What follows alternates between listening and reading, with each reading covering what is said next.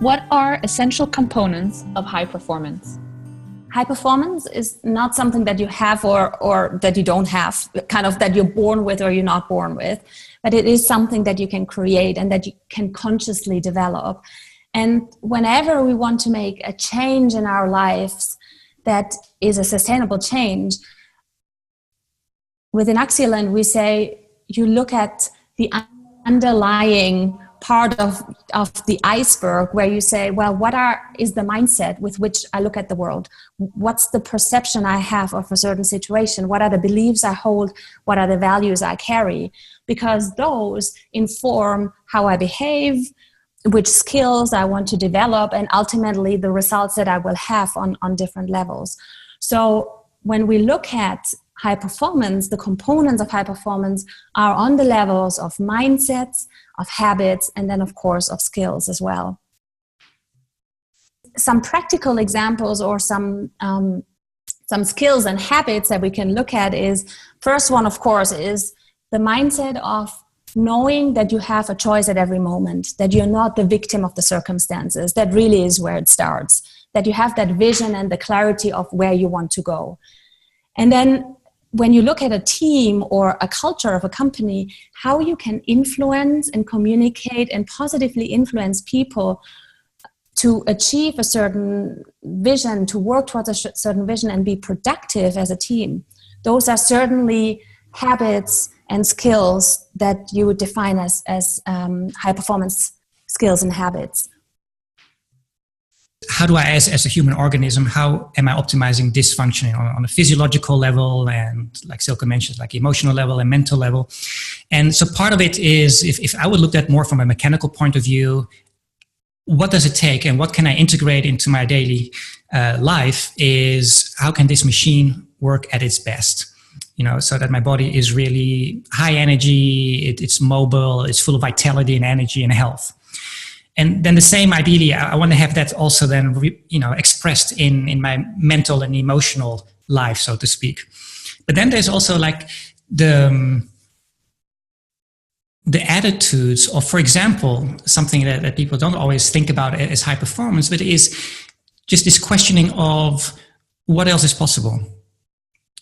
What more is possible? How can this be better? And maybe we think, well, okay, yeah, if we're working on projects, it makes sense to think like that. But I've experienced with people around me and also myself, when I'm simply in meetings or meeting people for lunch, I'm still asking myself those questions. How can I make the conversations have more meaning?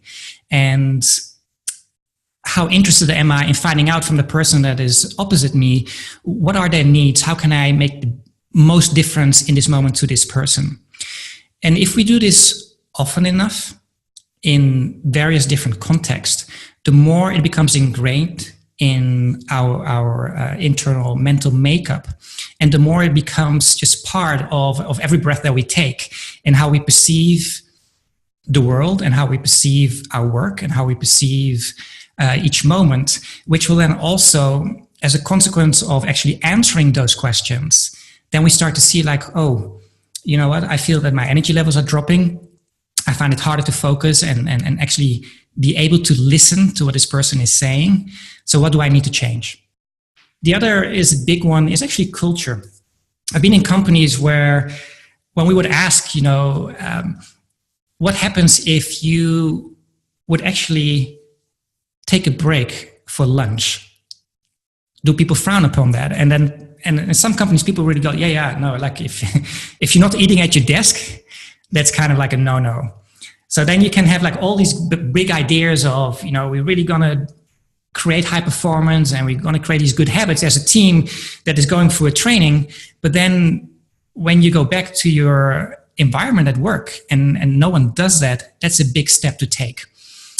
So culture is a big thing. And that's, again, culture and creating a support group, for me, though those are very much tied together, it's very important when we become conscious of the principles of high performance and we start to apply ourselves, is to not just keep it to ourselves, involve people in that change and in creating a culture and an environment where we facilitate high performance. One thing that I've noticed working with people what stands in their way of high performance is actually a very deeply rooted belief that being successful means you have to sacrifice and it must hurt. Like many people grow up where if I don't feel challenged enough and if it's not difficult, I must be doing something wrong. So that is, it could be this mindset. It could be another deeply held belief around if I take a break, then I'm being lazy. So those are just two examples that I have come across multiple times. So very often, like in life, when we want to change something, what is standing in our own way is literally ourselves. And therefore, when we look at conscious business, the fundamental part of becoming more conscious is literally becoming aware of what is holding us back, what are our levers for change, and what is it that we really want to achieve.